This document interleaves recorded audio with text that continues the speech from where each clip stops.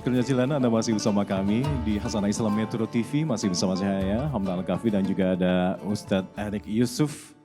Ustadz, terkait dengan bulan Al-Quran, bulan literasi Al-Quran di bulan suci Ramadan ini. Banyak dari kita yang, aduh kita kejar target nih, one day one juice, sehingga nanti 1 bulan genap bisa khatam, insya Allah 1 kali gitu ya. Nah, tapi kerap kali kita baca Quran tuh tekstual saja.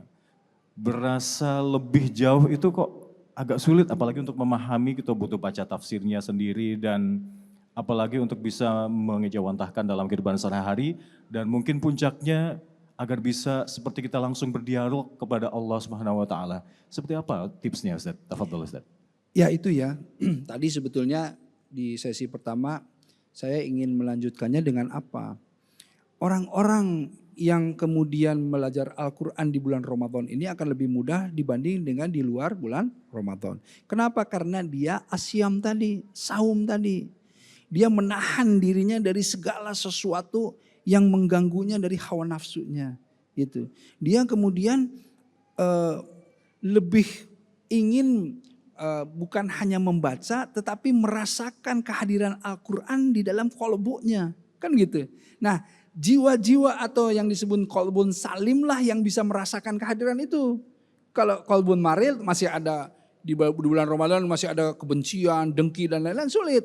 Makanya kan ada urf kebiasaan sebelum masuk bulan Ramadan kita munggahan.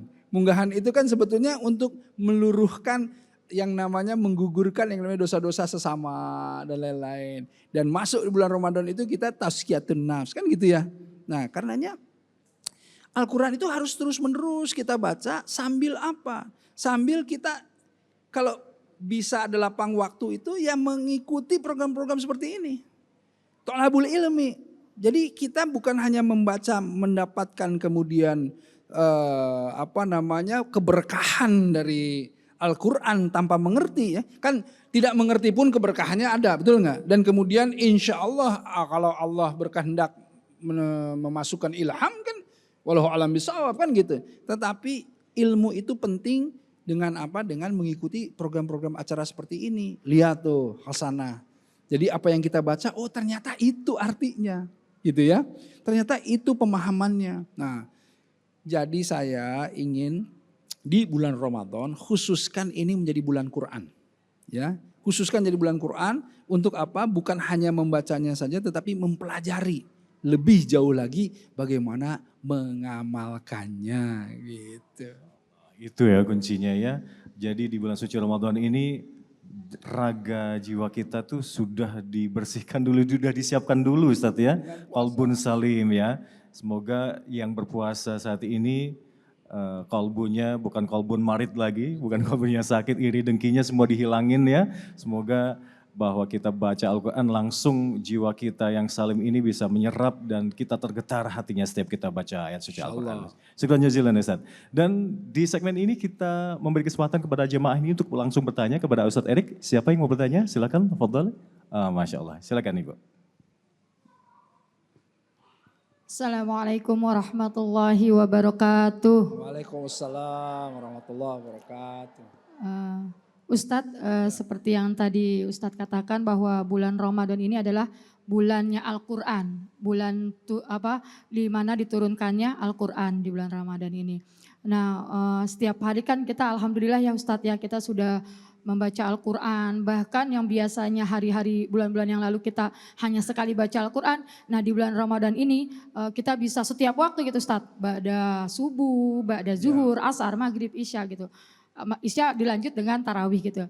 Nah izin bertanya Ustadz, kira-kira ada nggak ya Ustadz dampak psikologis maupun spiritual dari kebiasaan kita membaca Al-Quran di bulan Ramadan ini gitu aja Ustadz. Nama saya Rahmawati, saya lupa. Iya. Dari Nama mana? saya Rahmawati, saya dari Majelis Taklim Al-Hidayah Ustadz. Oh Al-Hidayah, baik. Itu pertanyaannya Ustadz, terima kasih.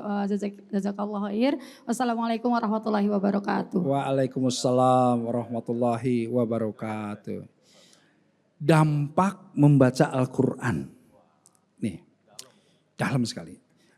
Setidaknya ada 2 hal dampak membaca Al-Quran itu. Pertama tentu untuk jasadiahnya, Karena Al-Quran adalah asyifa, bukan hanya syifa sebagai pengobat atau mentalnya saja, tetapi juga dia asyifa untuk apa? Untuk jasadiahnya, ya kan?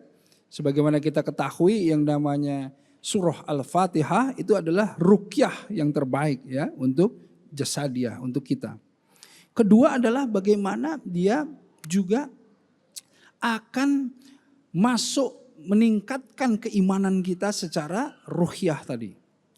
Tentu dampaknya ketika kita mendengar syahrul Ramadan alladzi unzila fil Qur'an hudal linnas, ya, apalagi yang membayan tadi masalah-masalah al-haqq dan mana yang batil gitu, itu akan menjadi petunjuk hidayah kita dalam menjalani kehidupan.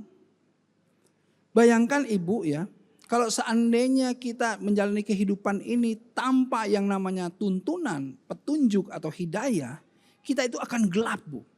Makanya disebutkan zulumati ila nur yang namanya Al-Quran itu. Ya, membawa seseorang yang gelap kepada jalan yang benderang, yang bercahaya.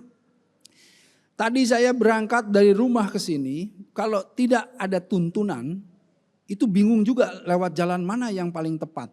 Bisa jadi nyasar, ya, tersesat kan gitu. Bisa jadi juga kemudian kita tidak tahu nih mana yang kemudian jalan yang lebih cepat, yang lebih aman dan selamat. Nah, kehidupan kita di dunia ini kalau mau selamat itu kita harus melihat tuntunan Al-Quran. Nah, itu dampaknya yang bisa kita rasakan, kita akan membawa ketenangan. Karena membaca Al-Quran artinya menghadirkan Allah. Dengan menghadirkan Allah, ala bidzikrillah tatmainul qulub. Dengan mengingat Allah kita akan menjadi apa? Menjadi tenang. Kita ini akan kemudian gini, orang yang selalu kan allazi yuwaswisu fi sudurin nas minal jinnati wan nas. Kita kan selalu dimasukkan yang namanya was-was, kegelisahan. Kayak sekarang aja, ya Allah ini lagi perang di Timur Tengah ini gimana nanti. Minyak naik, beras naik, semua naik. Umroh nggak bisa, ini dan lain-lain. Wah, kita khawatir tentang masalah rizki, tentang segala sesuatu, betul nggak? Tentu itu kita pasti yang namanya khawatir. Tetapi ketika kita meyakini, ketika kita baca Al-Quran. Misalnya dalam surah Al-Ahqaf misalnya. Innal ladzina qalu rabbunallah tsumma istaqamu fala khaufun 'alaihim wa la hum yahzanun ulaika ashabul jannah, kata Allah.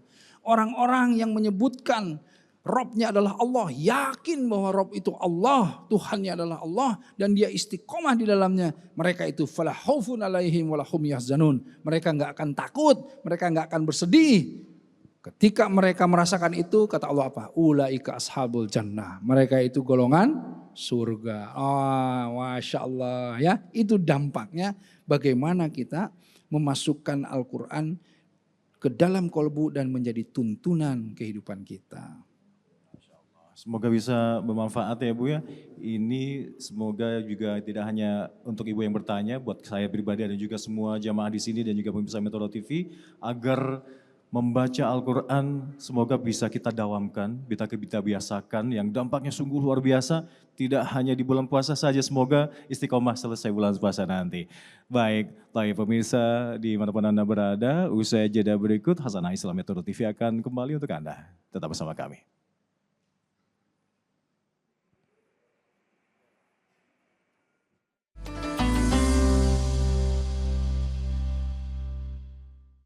Jelajahi cara baru mendapatkan informasi. Download Metro TV Extend sekarang.